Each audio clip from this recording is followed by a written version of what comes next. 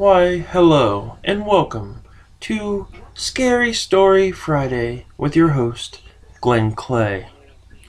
I'm here to tell you a story which I have delicately chosen, and I hope you enjoy it.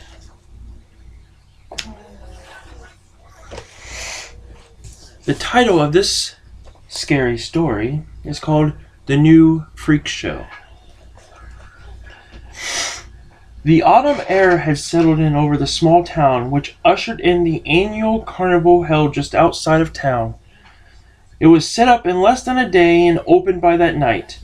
The townspeople flocked to the carnival, and soon the air was filled with laughter as the crowds enjoyed themselves. As the sky began to darken and turn into night, lights of the festival lit up against the sky. 5 teenagers who had been walking around the carnival for most of the day had stopped in the center of the festivities, looking for their next greatest thrill. They continued to walk a little bit further when something caught one of their eyes. "Hey, we haven't been to that tent yet," one of them said as they pointed to a tent that seemed tucked away from the rest of the carnival. "Okay, let's go over there and check it out," another said as they ran off in that direction.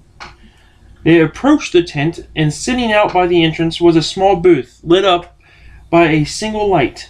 It seemed empty, but as they came closer, a man popped up out of nowhere, but had his face covered by the showman hat most carnival workers wore. He had a red and white striped vest on as well, and looked very dashing in his suit. The teens came closer, and the man lifted his head up, and a marvelous face appeared.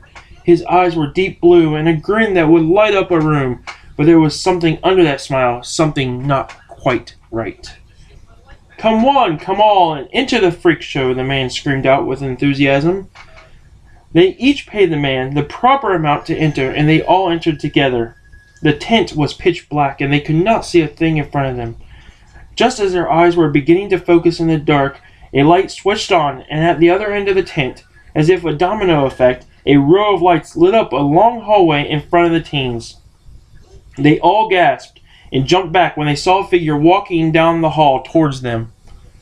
As the figure came into focus, you could see a black top hat covering the person's face, but he wore a black vest with a red and black diamond pattern jacket over it. The person's pants were black as night, and the coat tails was below his knees. He slowly raised his head as he came closer to them, and they looked on in terror as they saw his face. One side of his face was painted black and the other white. His eyes had diamonds shaped around them, each one mismatching the color of either side of his face, and around his lips was a pattern of black and white diamonds. "Welcome, ladies and gentlemen," he said as he closed in on them.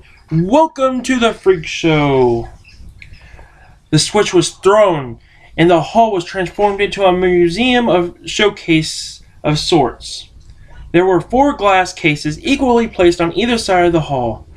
The man began to escort them down the hallway and stopped them in front of the first case. The lights in the case switched on, and the teens screamed in horror. "Oh, don't scream," the man said. "This is a model who can't eat as much as she should. Watch as she eats that crumb and tries to hold it down." The model picked up the crumb and swallowed it before starting to gag. She then ran to a trash can on the opposite wall and brought back up the tiny crumb she tried to eat. After this, light in that case went off, and a group moved on to the next case. The light in the next case turned on, and there was a kid playing in a sandbox, having fun in an outside setting. The group looked on in amazement as the man started to explain.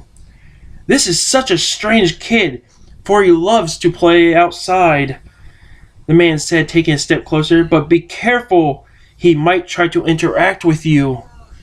The light switched off, and they moved along to the next case. A light clicked on, fluttered a bit, and standing there was a small group of people standing in the case. "Look at these people," the man began, walking in front of the case. "They all act normal, as if nothing is wrong with them, and they dress, how shall I put this, preppy."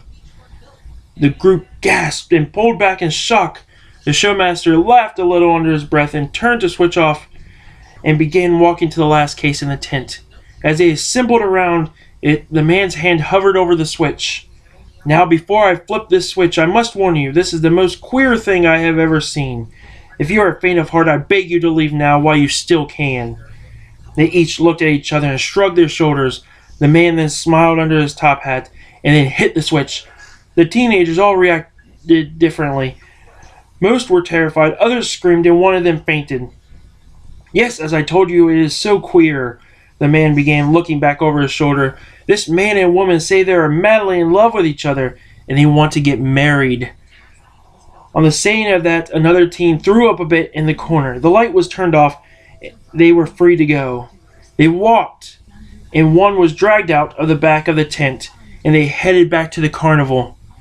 "I have to say, that was the scariest freak show I ever saw," one of them said. The end.